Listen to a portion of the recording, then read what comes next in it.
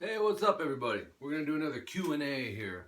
Actually, no, this isn't really I guess it is. I had a subscriber. I tried to find your name so I can give you the shout out for this one. But the overall vibe, man, people are really liking these Q&As, man. I'm going to keep rolling with them. Getting still lots of emails with more comparisons and really people wanting to know how I feel about such and such band versus this band, or how they've affected me or influenced me or may not have influenced me.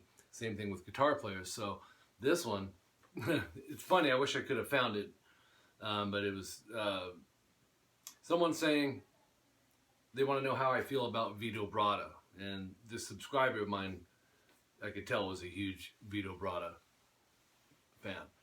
For those of you who don't know who he was the guitar player for White Lion. White Lion they formed in 83 with Vito and went till 92. I wrote a few little things down that I wanted to bring up that are factual things. You know, he's Vito now, here we are, 2016. He's 54 years old. And of course you can look this stuff up online, but I'm going to get into how, I feel about him in a second. Born in Staten Island, New York. He's from New York. And there was a quote from him where Vito said, "I've run into kids that can play Wait." So I've run into kids that can play Wait, the song Wait, better than I can. But what's the point? Being a technician is only part of the equation. And I'm trying to study the other half, songwriting. Thought that was a pretty interesting, cool quote. Sounds like a very humble dude. And a lot of times, these amazing guitar players are. His influences: Jimmy Page, Eddie Van Halen, obviously, and Robin Trower, amongst others. I was reading up a little bit. He's kind of kept a safe distance between White Lion or Mike Tramp, or I guess maybe the rest of White Lion. He did have an injury with his wrist, and I remember when that happened. It was back in the 90s. I might have even wrote that down. Yeah, 97, and had some family issues and stuff with his dad. Kind of went into seclusion, man. Kind of that's how I felt about Nuno Betancourt from Extreme for a while. It's like, man, this amazing talent, man, and where are these guys? They used to have a show. I don't know if it was on MTV or VH1 where they were trying to reunite these bands, these 80s bands, before the 80s bands kind of took off again. I don't know if you guys remember that show, but they'd reconnect, and some of them were even 70s bands. They were just trying to get them back together, man, and get the ball rolling again. And a lot of these bands would go for it, man. They'd do it and relight that fire. And with Vito, it just never happened. Who knows? We know that there was the wrist issue that has affected his playing, and from what I understand, still is affecting his playing. Not that he can't play at all, but we don't know the extremes of it, unless you know Vito. If you do, tell Vito to call me. Some interesting information here. Mike Tramp, the singer from White Lion, had tried to get some other guitar players to step into Vito's shoes. One of them was Paul Gilbert, and the other was Warren DeMartini. Did you guys know that? And both of them declined. And it wasn't because it was like, Vito's better than us. It wasn't a thing like that, I can guarantee you. It was the way, now I'm going to get into how I feel about it. And they do have a guitar player now, Jamie Law, who's been with them for, over a decade. But now on to, how does Mike Gross feel about Vito? I remember, hearing him, the first song that really kicked him off was Wait. And I remember being floored by it. You guys know I'm a huge Eddie Van Halen fan. Even something about Vito reminded me of Eddie, his look even. But there's something uniquely different, though, that made him different sounding than Eddie Van Halen as well, too. It's almost like, you hear the solo to Wait, and I did one of these where we were talking about Randy Rhoads, and Eddie Van Halen, how Randy kind of orchestrated these solos and masterpieces and made them come together. That's how I feel about Vito. You know, he sat down and really thought out the solos. It wasn't always about just the shred. It's just really, I mean, listen to the song Wait.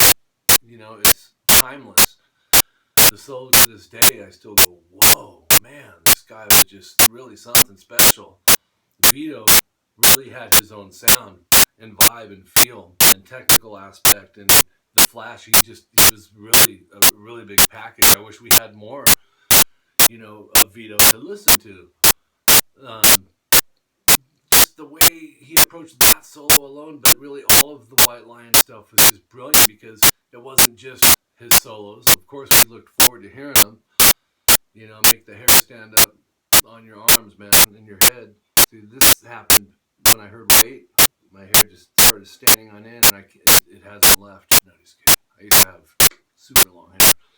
But, you know, the way it was, you can tell it was thought out. You know, he didn't just improv the solo to Wait. It was sat down and heartfelt and technique, and it's all these cool concepts put into one. You know, he starts with the harmonic taps and the sliding with it, and then the tapping. Just beautiful. I could go on and on about just the solo to Wait. You know, we had Little Fighter, and you know, they did the ballad of When the Children Cry. So I feel like this, outside of him just being an amazing soloist, that from a songwriting aspect, he was good. You know, I remember people kind of slamming them. You know, the more metaler guys. You know, the metal dudes. I had friends back in the day that did. I'm like, shut up, man. Dude, shut up. You know, it's like, it was the same thing with the band Europe. You know, Europe's a great band. The guitar player, who was it?